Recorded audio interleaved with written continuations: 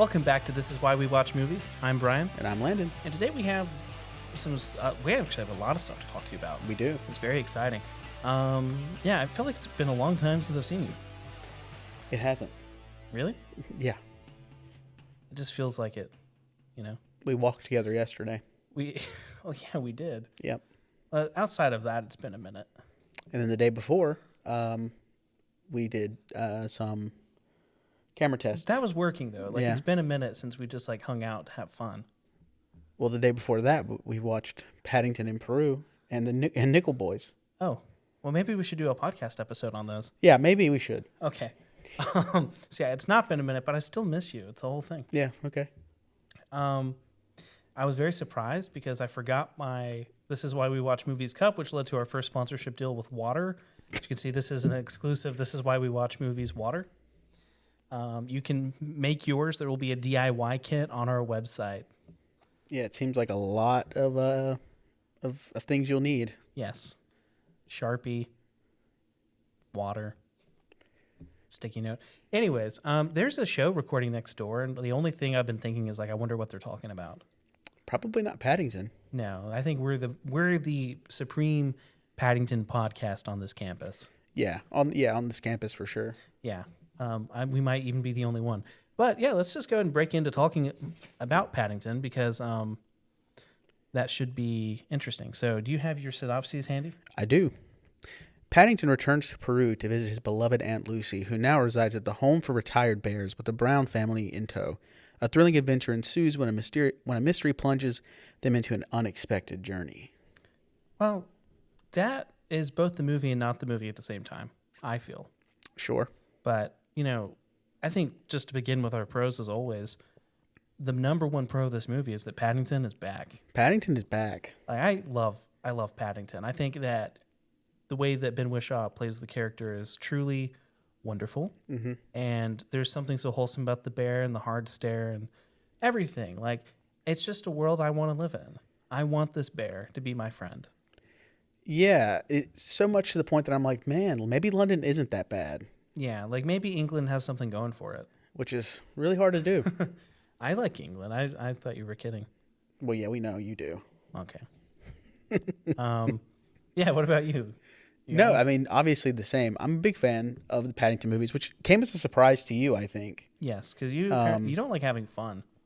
Yeah, but he's just too adorable at this point. You know, I would watch 1,000 movies of this silly bear doing silly things. Yeah, bring it on, man. Yeah. Have you read the storybook that my sister brought me from London? I've not. I've seen nothing Paddington other than these 3 movies. Okay, it's called Paddington at the London Tower. It's really cute. I'll have to, next time you're over, take a look at it. Interesting. And I also have the Paddington doll. Maybe you've not been over since I've had that. No, I have. Okay. Yeah. Well, anyways, very cute. My next one's another actor in the film I just wanted to highlight. I think that a fine addition to the Paddington universe has been Olivia Colman as the Mother Superior. Yeah. Or Reverend Mother, whatever she's called. She is a fabulous actress in almost everything I've seen her in, including as Prisoner Zero in Doctor Who. And I don't know, she's being comedic. She's going around with, honestly, I think she gives the funniest performance in the film. Aside from Paddington, maybe. I would say, yeah, she's definitely up there. I'm trying to think of somebody else who I would put there. So, yeah, I'm going to agree with you on that. Yeah. Yorgos Lanthimos alumni there, Oh. Shout out. Isn't Ben Whishaw? Is he? I'm kidding. I don't think he is. I was going to say, I don't think he is a Jane Campion alumni. Oh, nice. Yeah. Anyways, I've not seen Bright Star, but I've heard. But yeah, I think that she was great, and it was a nice addition. But out of the new characters, I think she is the one that kind of stood out. Yeah, no, I would agree. I maybe wasn't as sold on Antonio Banderas, but he had some good moments too here and there. Yeah. But I think that Paddington really thrives when the Brown family is together. Yeah. And they get to play off each other because it is magic when that is what is happening. Especially Mrs. Bird. Yeah. I love her. Yeah. I love them all. And I don't know. I think that calling this a thrilling adventure is maybe a bit much because it is more of a family film. Right. But I also really like that this one gets them out of London because the other two films have been primarily set in the same neighborhood. Yeah. So getting out, doing a bit more, seeing the world, and putting Paddington into, I don't want to say a high stress. He's been in high stress situations in all the films, Right. but I think that this one, like being lost in the jungle, was like a bit more. So I think it was nice to like see him out there, and it was interesting that they did El Dorado in Peru because I just rewatched Indiana Jones and the Kingdom of the Crystal Skull like 2 or 3 weeks ago, and then also I was replaying Uncharted Drake's Fortune. So all these things are like looking for the same. That's thing. wild. Yeah, I don't know. I don't know. I don't want to get into too many like negatives at this point, but for me, I think that the thrilling adventure was the low point for me. Sure. I think there's a good 30 minutes of this film where I just kind of was. I don't know. I wasn't bought in. Wasn't the film only 30 minutes long? No. This movie's like, what? It was an hour 45? Yeah. Which I was like, all right, well. But yeah, I don't think I was bought in on the thrilling adventure. I think that it concludes well. I think that once they get to a certain point, there's a really cool sequence. Yeah. Weirdly enough, talking about Indiana Jones, that kind of harkens back to that, which is that was a cool sequence, and that was a lot of fun. And what I'm kind of looking for with Paddington, but a lot of it just, I don't know, I feel like it lost its way a little bit in the middle. I 100% agree, and I can talk about those things now because I can say a load of wonderful things about this movie. Yeah. Like almost everything's a positive, but I can also nitpick a few things, and I know that you want to steer clear of nitpicks these days, but I don't. Not necessarily. I'm just joking. It was a side conversation before we started. But I think, yeah, you mentioned that it's magic when the Brown family and Paddington are together, and I think that them being separated for a good portion of the second and third acts was kind of detrimental to the plot, and especially Mrs. Bird being separated from the Brown family. Mm-hmm. Like everyone was in a different space. I know that they did this in Paddington 2 when he goes to jail or prison, but somehow they didn't feel as disconnected from that. Right. Yeah, it's a massive difference when from Paddington 2 in that way. Yeah. Yeah, for whatever reason, the Brown family did not work. Yeah. In this. Kind of the weak point, which is upsetting because I really love Hugh Bonneville. Yeah. And Emily Mortimer is Mrs. Brown now. It was originally played by Sally Hawkins. Yeah. But I kind of forgot that until partway through the film. Why did they replace her? I think it was availability. Oh, okay. Yeah. That makes sense. But no, I think that, the absence of the Brown family is like desperately felt. But it's also not just them. There's side characters from the neighborhood which are just missing. Yeah. Like Peter Capaldi being the really like uptight neighbor never appears. And so like when you have I always forget his name, but the fellow who owns the antique store, like there are really good moments that harken back to the other film, and they're magical almost when you get it. But then a good portion of it is like this, like Paddington is on his own / with Antonio, and it's not the same. I don't know. To me, it felt like, and maybe I'm just reading too much into it, but a little bit, this one almost felt like it was kind of trying to distance itself from the first two in a weird way. It did. And then at the end, it kind of tried to tie it all back together, and I think that's maybe why it didn't emotionally affect me as much as the first two do. Maybe it was just, I don't know. It just didn't feel earned in a weird way. Yeah, no, I think that it's not that it comes out of nowhere. I have a bit about this written, but it will break us into spoilers if you're okay with that. No, that's fine. So, folks, if you don't want spoilers for Paddington, skip forward to the next review or another segment. But yes, so essentially, it's that the emotional core with Aunt Lucy doesn't hit. You have, in this film, the big adventure, the twist that's mentioned in the logline is that when they get to Peru, Aunt Lucy is missing, and they go into the jungle to try and find her, and she's been looking for El Dorado. The reason I don't think it hits is because the denouement, the conclusion of the film, is that Paddington finds Aunt Lucy again. And that's what they're trying to hinge the core on. But him seeing Aunt Lucy or being reunited with Aunt Lucy is also the emotional hinge of Paddington 2. Yeah. In fact, that's literally how it ends, is with him saying, "Aunt Lucy." And it's like, it's a very sweet ending. And I just feel like it it's not cheap, but they have gone back to that same emotional beat to try and maybe build off of that, but it doesn't work as a build because she's just distant from the whole story. Well, and then I think that, like, obviously Mrs. Brown, you've got her whole thing is like her anxiety about her children leaving, flying the coop. And then I think that they were trying to go for another like gut punch moment. They, end up, it doesn't even, I don't know, it ends up just being a bit. But Yeah. where Paddington just walks over and he's like, would you guys mind if I just like stayed? And then he's like, Paul, with you? Like, it's like, all right, come on. Like, that didn't work for me either. Yeah. I don't know. See, I still really loved the film. That's the thing, is that there's like those two moments, or there's three things that kind of annoyed me. But it's still like, this is a good movie. Yeah. It's kind of like when you go watch an MCU film and you know what to expect, but it's like actually good, but there's nothing, like you're still annoyed about a lot of the stuff that happened. Right. I think that I'm trying to think of one that would be a great example of. Maybe like Spider-Man Far From Home, where it's like, I really love this movie, but there are issues with the story that don't make any sense. Right. Yeah. It's kind of like that.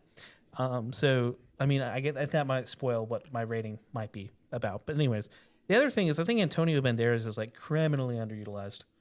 I would agree. They don't give him anything to do. Yeah, they have this weird thing where he's playing a bunch of different characters, but I guess they did give him stuff to do, but they gave him stuff to do. It just felt like repetitive. Like he was just doing the same thing over and over again. Yeah. And it didn't really work for me in any way. I didn't find it funny. No, I don't think either of us laughed during any of this. Also, have you noticed that he is becoming like the de facto like pirate boat captain? Because he played this exact character in Indiana Jones 5. Yeah. He played a similar character in Dora. Interesting. I didn't remember that one. Well, I didn't watch Dora. So. I didn't either. I saw the trailer. It was like he's doing the same thing. So maybe he didn't. Yeah. But I'm making an assessment. And I just don't want him to fall into the trap of, like, we think of a pirate, like, sailor, a boat captain character and be like, that's Antonio Banderas. I don't want it to be like we think of a retired hitman and it's like Liam Neeson. Yeah. I don't want him to fall into this trap. Yeah. Honestly, and it's weird. That's fair enough. I was going to pivot to something else really quick. And this is very strange to consider when talking about a Paddington movie. Sure. But the plot twist worked for me. The big plot twist of Olivia Colman's character. Oh, yeah. Because again, they set up this moment of, she's sketchy, and then that resolves itself. Yes. Or it appears to. And then she becomes the secondary villain that they have to end up dealing with at the end of the film. But that was surprising. It kind of came out of nowhere, and I was like, all right, I'm here for that. Yeah, I actually do think that is 100% true. They tricked you out into thinking she wasn't bad for long enough that, like, I'll give it to them. Yeah. And again, I have some closing thoughts on the review because I don't think there's much else bad or good to, like, talk about. No. And the reason for that, to me at least, is that this is a very safe Paddington movie. Oh, 100%. Like, as much as I liked it, I don't think that this one really takes any chances in the way that, like, Paddington 2 did. Because I feel like when you watch Paddington and you watch Paddington 2, it's a drastically different experience, but somehow still just as delightful. And this one's delightful, but it's trying to do something else, but it still doesn't feel like it's doing anything else. Yeah. And I think that's why I don't love it as much as the other two. Yeah. And that pains me because, like, the other two are 5-star movies. I give the first one 4. Wow, and then the second one I give 5. Yeah. But yeah, no, it's not. It doesn't reach those levels for me at all. No. And so that makes me say that perhaps Paul King does contribute to the magic of those first two. Maybe. Which we've been in debate of this ever since Wonka. Yeah, I thought maybe I'd been gaslit for a while, but maybe it is. Maybe Wonka was just a misstep. For some people. Anyways. Us with taste. I mean, so what I wrote down, I think this is funny. Dougal Wilson carries the torch, but he doesn't run with it. Yeah, okay. I'll give you that. Anyways, that's about all I have on it. Do you have any more thoughts? I'm just ready for Paddington 4. Bring it on. Can you believe it's been 11 years since the first one? No. Holy cow. Yeah. Anyways, so as I mentioned, for me, the other two films are 5 stars. So I think it would be no surprise to know that I'm giving this one 4 stars out of 5. I'm giving this 3.5. Yeah. Yeah. When you said that the first one was 4, I knew that's exactly where you're landing. Yeah.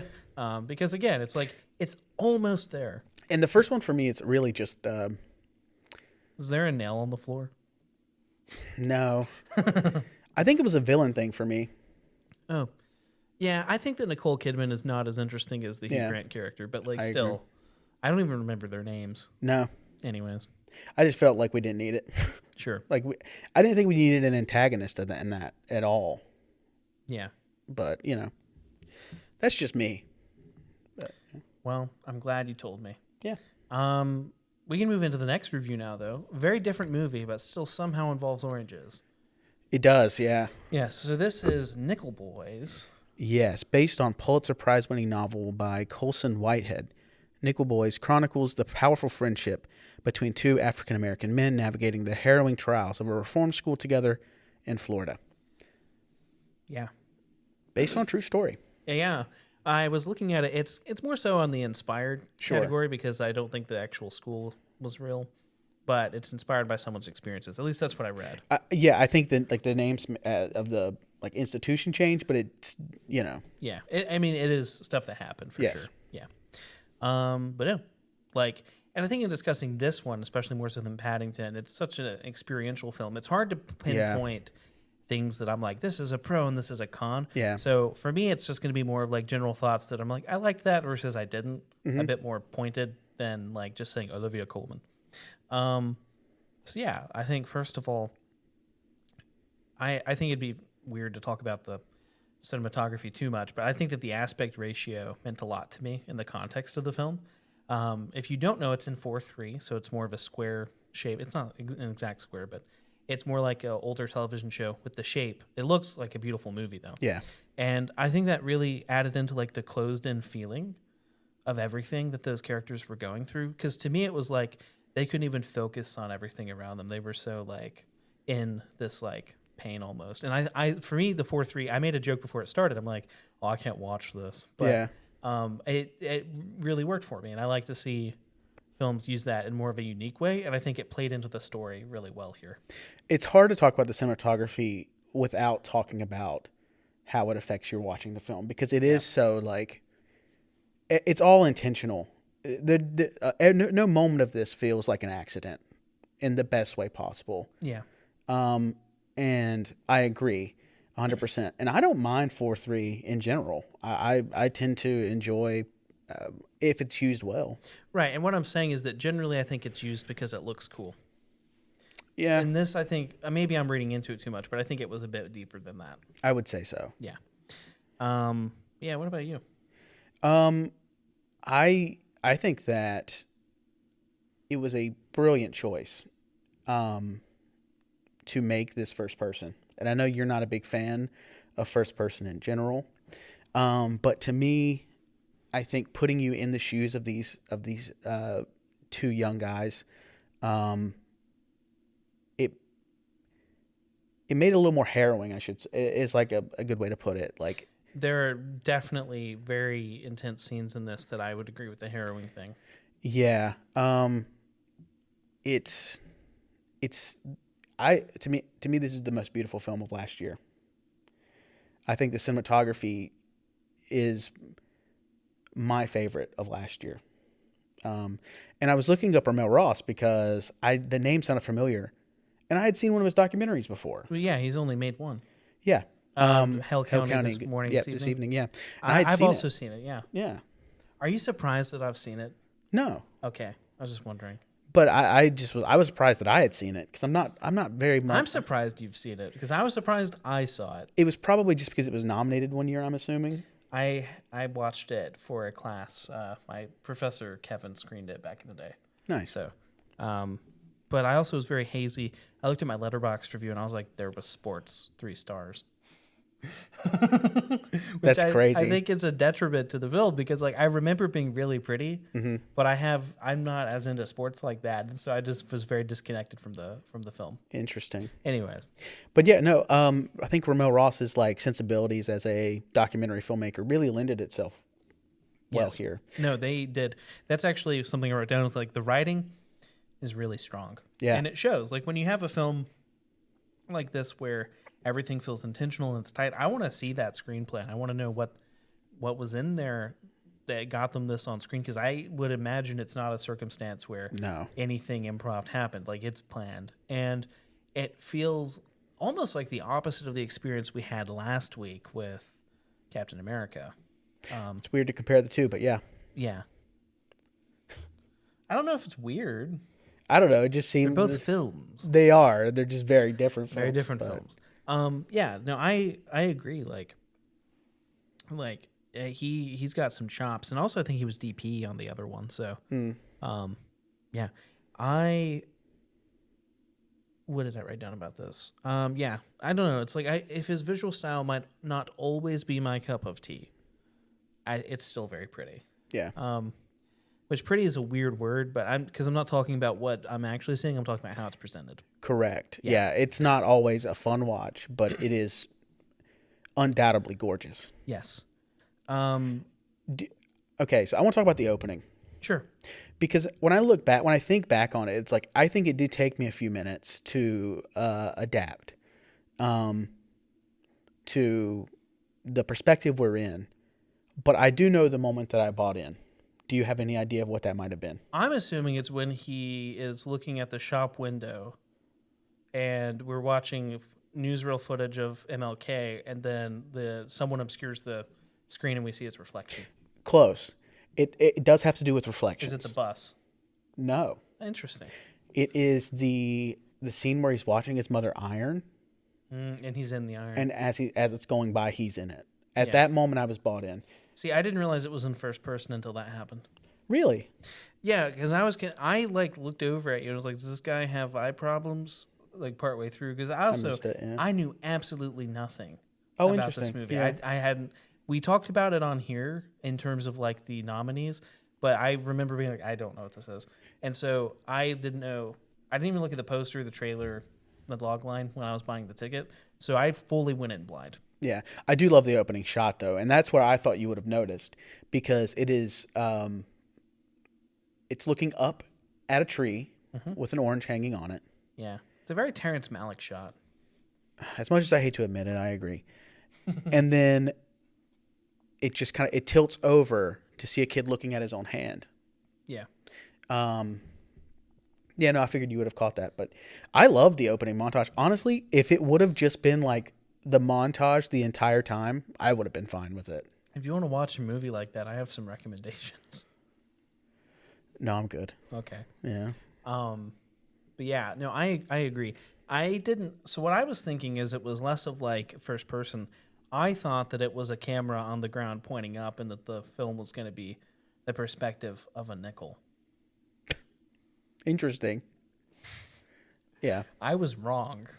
Yeah, you were, yeah. But no, I think it took me a minute to adjust to the first person, and especially for the first like 20, 30 minutes, it's all from one character's perspective and he barely speaks. Yes. And so I had a big disconnect from him as a viewer, and I didn't really know who he was or what was going on. And I think for me, I was just like, I'm accepting this, but it's like I don't feel bought in, because it's like I don't really know who he is in the same way that I normally would. Yeah, I will agree. There's two major moments in the film that I think really elevate this, because I do agree that there is a level of like disconnect because we're not seeing our main character, right? Yeah. When the second point of view. And they do a trip to the moon and they show the entire scene again from the other side. Yeah. Yes. That's when I bought into first person. Is when I bought in fully to the entire film. But I bought into the idea of doing first person with the iron scene. I see. And then the second thing is, and not to spoil anything, because I do think that this one you should go in completely as blind as you can. But what they did with the present day character. Mm. Or it wasn't even present day, actually. It bounced around between like the 80s, 90s, 2000s, and 2010s. Yes, but Yeah. the character in the future, Yes. it's a completely different point of view, and it's interesting what they do there as well. I agree, and it's a shame that Lafayette showed up and didn't drop any bars, man. Like, come on. Yeah. I don't know. That's like one of my favorite parts of Hamilton is anytime he pops out. And when I realized it was him, I was like, "Come on!" This guy just said Lafayette. That's crazy. I know it's David Diggs. I'm being facetious. I know, but that I just took me that just took me like off guard. I was not expecting that. That's wild.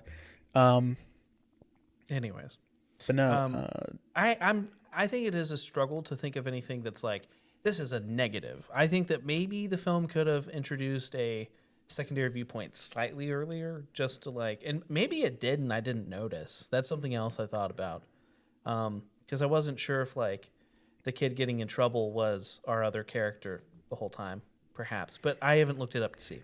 So I think for me, structurally, I didn't like where the flash forwards were placed.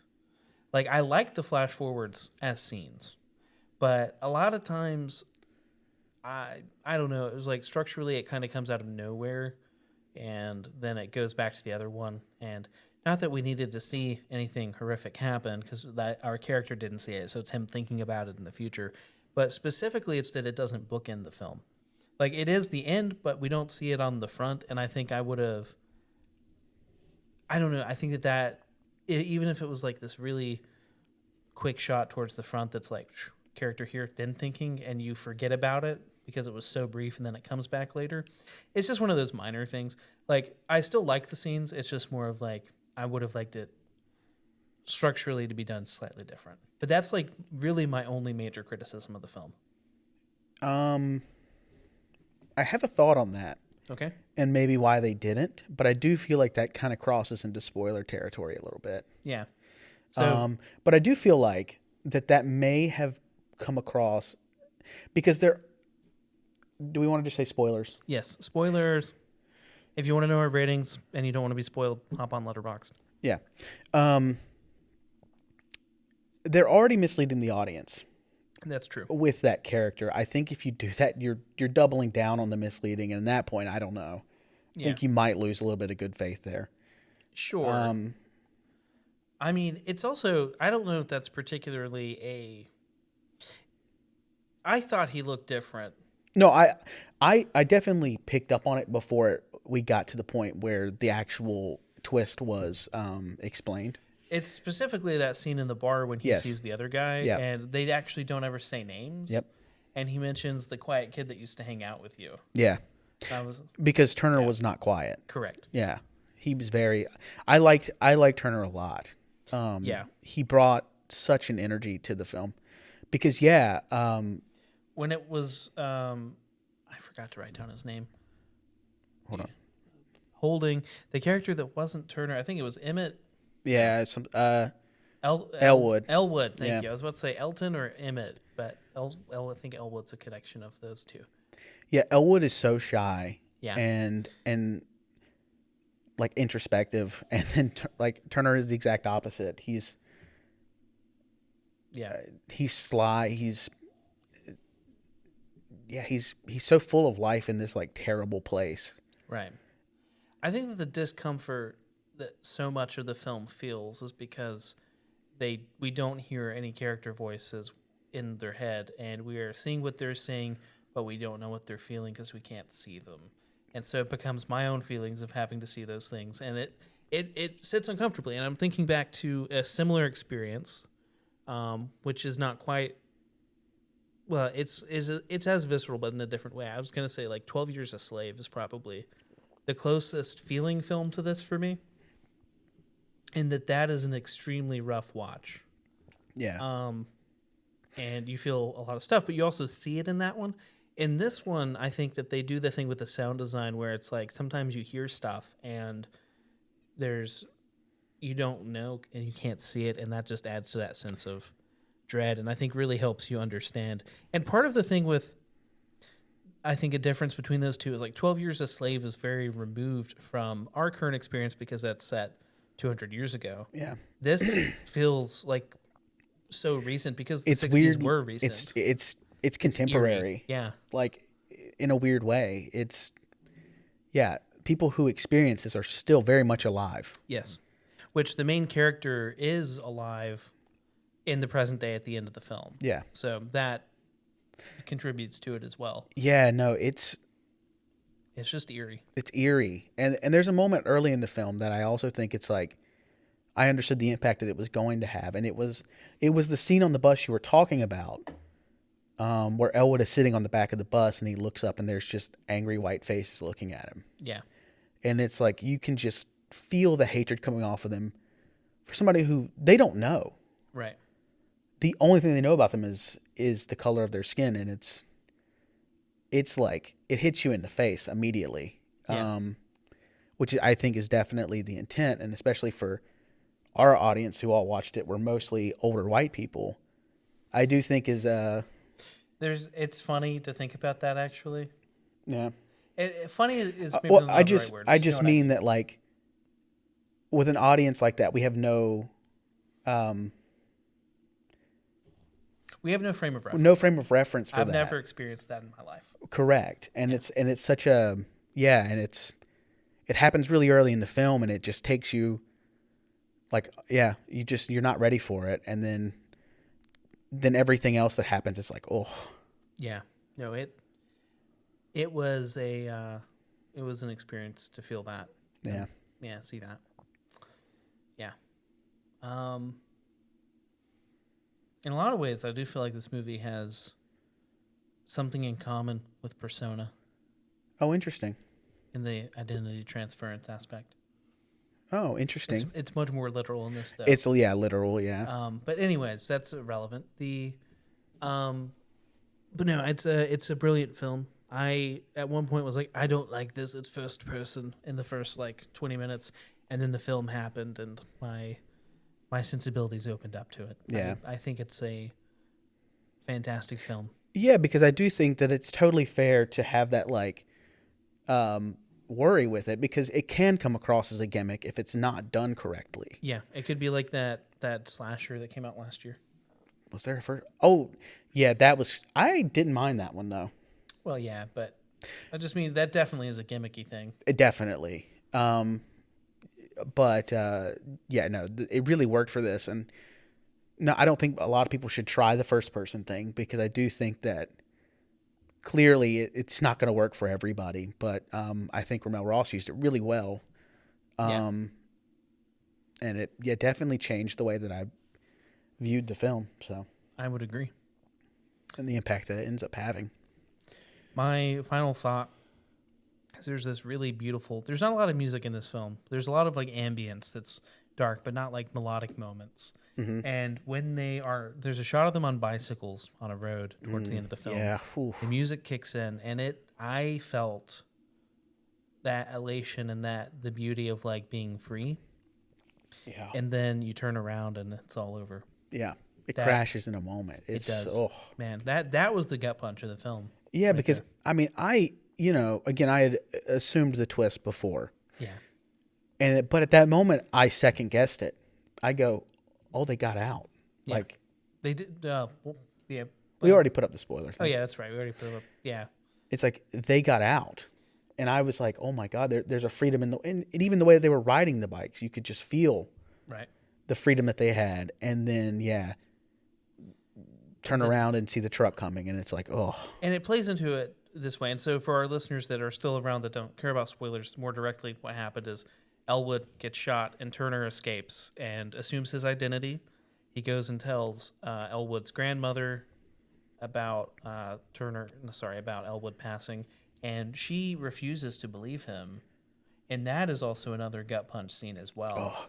Because it's like, as an audience, we're having trouble accepting that is the reality of what just happened, and the character on screen that is talking directly to us also can't accept it. Yeah, Anjanou Ellis Taylor, that's the lady's name. I just looked at it because she's amazing in this. She is. Every scene that she's in, there's a scene where she meets Turner for the first time, and it's like she just exuded like not like, I don't know what the word would be, but an air of like peace that Turner needed in that weird moment of like, give me a hug.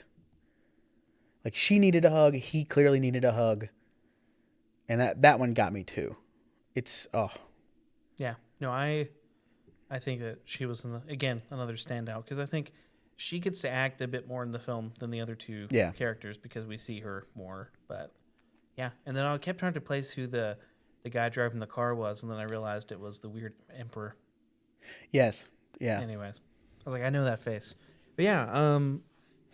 So I'm gonna guess your rating, but okay. I'm going with 4.5 out of 5. I'm also going 4.5 out of 5. I'm in. Yeah. Yeah, I just think that there was a couple of things at the beginning that could have... the first act could have been a bit tighter. Yeah, just a little bit tighter. But that doesn't affect the impact of the film. No. It's just, no. If I were watching this on streaming, there's a chance I would have cut it off. Oh, I probably wouldn't have, but... Well, you're different than me. Yeah, built different. I started a John Cassavetes movie the other day, and I only got like 10 minutes in. I was like, I'll watch this later. Haven't gotten back. One Fair day. enough. I really like John Cassavetes. Fair. Anyways. Yeah. But yeah, definitely check out Nickel Boys if it's playing in a cinema. I know it's been out for a while. If you can find it on streaming, definitely do that. Yeah. It's worth your time. Absolutely. But yeah, if you can watch it in theater, do that. Yeah. Well, I recognize that. Do you have a pen on you? I do in my bag.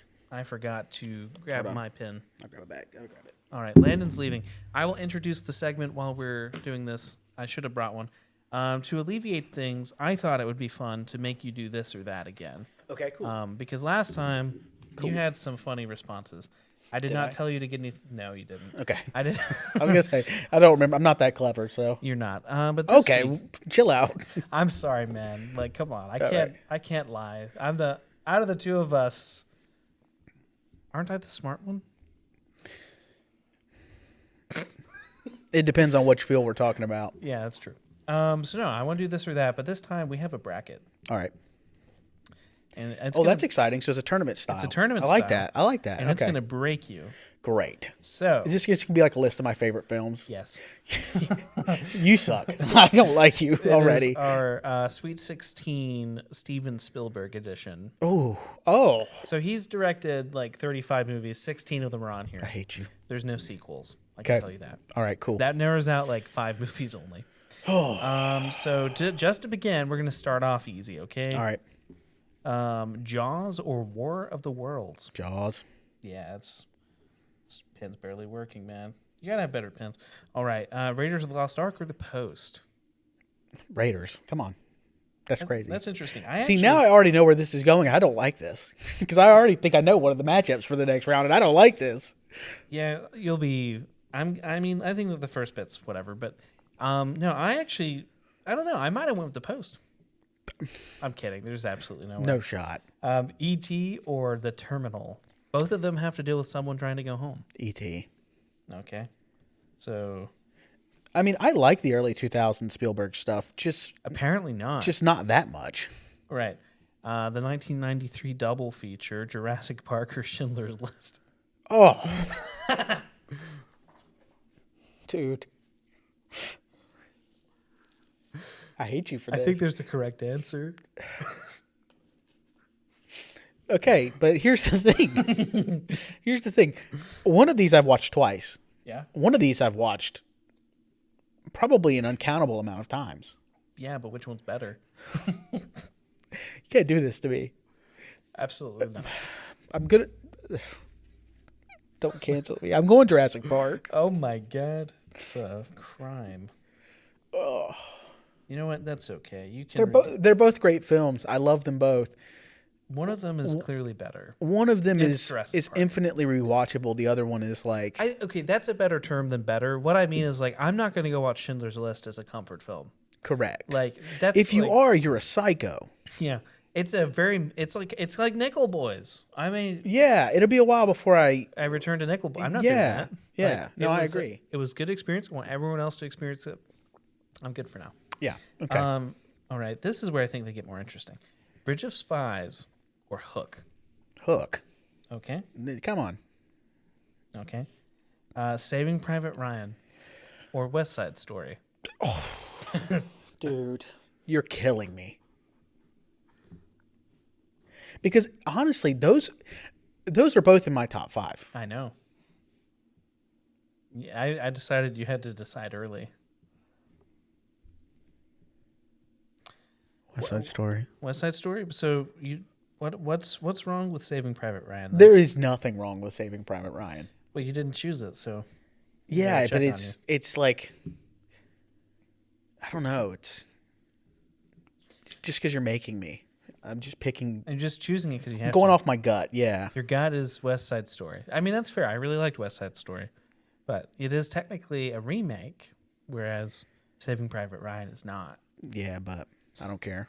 All right. Our next one is Catch Me If You Can or Minority Report. Oh, I was going to say, after you said Catch Me If You Can, I was going to say it's the other one, but Catch Me If You Can. Okay. I don't hate Minority Report, but I again, don't either. Minority Report falls into this weird territory where it's like War of the Worlds, where that would have been a more interesting matchup, actually. Catch Me If You Can is my favorite of that era of his. Yeah. But it's overly long. Yes, it is. All right. Here's a good one for you, okay? Are you ready? Have you thought about what films are left, what it could be? No, but I don't want to think about it. Lincoln Okay. or Close Encounters of the Third Kind? Close Encounters. Interesting. Not even close. I remember... I like Lincoln, but... You've ranked Lincoln very high in your presidential movies. Yeah, but there's not that many. There's a lot. Presidents and everything. Yeah, but... I don't know. By the rules of how we used to do lists, there's a president in a lot of movies. Well, that's kind of true, yeah. But we're like movies about photographers, Spider-Man. Yeah, Yeah. so there's that one scene that there's a photographer in this other movie. We can talk about that. All right. I think this 8 is a pretty good 8. Okay. I don't know if you remember what you're dealing with. I remember one of them. All right. We have Jaws or Raiders of the Lost Ark. And I'm going to ask you why once you choose.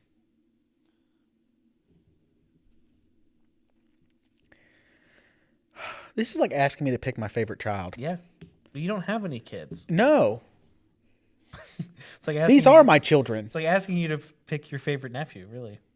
Exactly. I don't have one. You definitely do, by the way. I don't. I know that they listen. No, they don't. Well, their parents do. Hannah probably does, yeah. But no, I don't have a favorite. But let me think. You got to choose. The clock is ticking, my friend. I'm going to go with Raiders of the Lost Ark. Okay. And I hate that you made me do this. E.T. or Jurassic Park? Jurassic Park. Yeah. I love E.T. I think that it is a sweet story, but it is not... It's not Jurassic Park. It's not Jurassic Park. And if I'm... Never mind. All right. Hook or West Side Story? I know the answer. It's West Side Story. Yeah. Come on. Because it's better. That's why. All right. Catch Me If You Can or Close Encounters? Close Encounters. All right. That one was easy. Down to the final 4. See, this one side of the bracket's rough.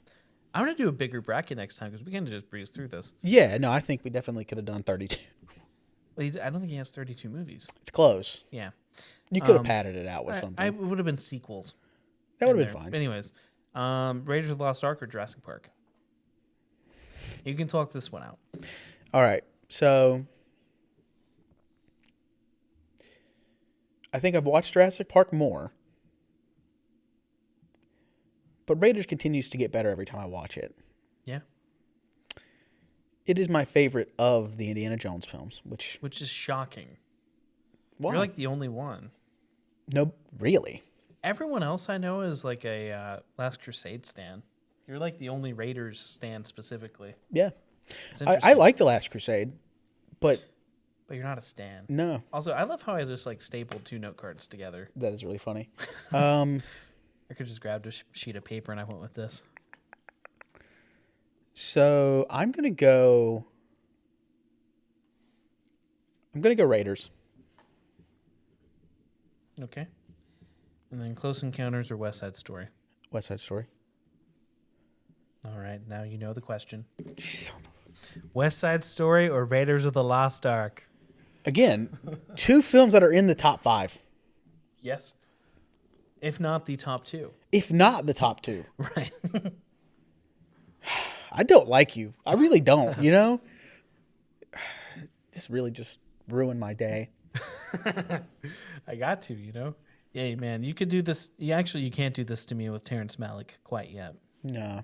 I guess you could do an 8 bracket, but don't get any ideas. Let's go West Side Story. So you're saying that West Side Story is Steven Spielberg's best movie?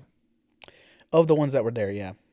Okay, what is a film that I didn't write down that could have been better? Because, you know, maybe they are. I remember to pick that up before we leave. Yeah, I was thinking. I don't know. I would say West Side Story is definitely up there in my ranking of his films. Yeah, same. No Ready Player One. I like Ready Player One. I do too. I think Ready Player One's fine. Like I don't get the hate. Better than the BFG. Yeah, I didn't like Arguably. the BFG. Yeah. The Fablemans was arguably not on this list. It could have been. Could have been. Yeah, that would have been good. I think I tried to go for the ones that are more accoladed, perhaps. Maybe. Except for Minority Report. Yeah, but no, that was interesting. No, it was. So if you were doing that, which one do you think would have ended up on top? If I were doing that, it probably would have been. There's a possibility that it could have been Close Encounters. Close Encounters is so good, yeah. But it very well might have been West Side Story as well. Okay. Yeah, weirdly agree. Okay. I was just giving you a hard time. So, this is what I'm going to put you on the spot now. You're going to have to answer a Spielberg question. Okay. Which era of Spielberg? We'll just say which decade. Make it a little bit easier. 80s. Okay, that makes sense for you, actually. Yeah. Yeah. I mean, out of the 70s, the only one I really like is Close Encounters. You Jaws, bro. You gotta watch Jaws. I did recently. It was on the show. I talked about it. Did you? Yeah. Like maybe 3 or 4 weeks ago. I liked it. Maybe I forgot to mention it in my This Is What I've Been Watching, but I did watch it. I watched it and I was like, it's fine. I like it. I don't think it's like Supreme Spielberg in the same way that everyone else does. But I wouldn't put the 70s as my top either. Yeah. But the 70s is strong. The 70s is strong. It's weird because you could pick any decade, really. They all have their merits. Yeah, I think that the one that's hardest is the 2000s, but you still have Lincoln. That's 2010s. Oh, dang, it was 2012. Yeah. Wow. So, all right. So maybe not. Maybe going through 2000s is the wrong answer, but the 80s is interesting because we get Indiana Jones, we get E.T., we get like the big blockbuster movies I love him for. And we also get Empire of the Sun and The Color Purple, which are like very introspective dramas and out of pocket for him. yeah. So that's why I'm going with the 80s. The 90s, for every Jurassic Park and Schindler's List, you also have like Jurassic Park 2 and Amistad. So I don't know. I don't think that the 90s has a couple of iconic movies, but they're in the early part of the decade. And then you have the I guess Saving Private Ryan I'm forgetting about. Yeah, I was going to say, there's a massive one you were leaving out there. The 2000s is definitively his worst decade, though. Yeah, but I mean, he's come out swinging in the 2020s. Yes. Well, he's only, what is he, 2 for 2? He's 2 for 2 in the 2020s, so yeah, I'm here for it. But no, I think there's a few of them I haven't seen. I still need to see 1941 and Sugarland Express and Jewel. So I can't really talk on the 70s. Yeah. As definitively as I just did. Yeah, I mean 2010s weren't that they were okay. I mean, yeah, he had some bangers in there. Like The Post, very good. Yeah, I like The Post. Bridge of Spies I don't hate either. Lincoln I like. I like War Horse. I don't think I've seen War Horse actually. You haven't seen War Horse actually? No. He hasn't seen War Horse. He's a poser. Okay, pal. I watched War Horse when it came out, bro. That's crazy. But yeah, no, 2000s they're interesting films for them. Munich's not bad. Yeah, but it like goes back and forth between being like really good and just like okay. But still, Steven Spielberg on a bad day is like Jared Hess on a good day. I don't like that you compared those two things. They're in my favorites. All right. Are you going to quit the show over this? This is my last episode, guys. Wow. It's been fun. Been real. Been fun. It has been real. Before you go, though, we Yeah. should probably talk about what we've been watching. Not much. I've been too busy with film pre-production and like stuff like that. It's that, and then I've been reading has taken up a lot of my time recently. Sure. So really, all I've watched is these two films. And then I don't remember what the name of the movie was I watched yesterday. I didn't log it yet. Something in class. Yeah. I can tell you that I only watched one other thing, and it was Cabaret. Ooh, excellent. Wow. Shut up.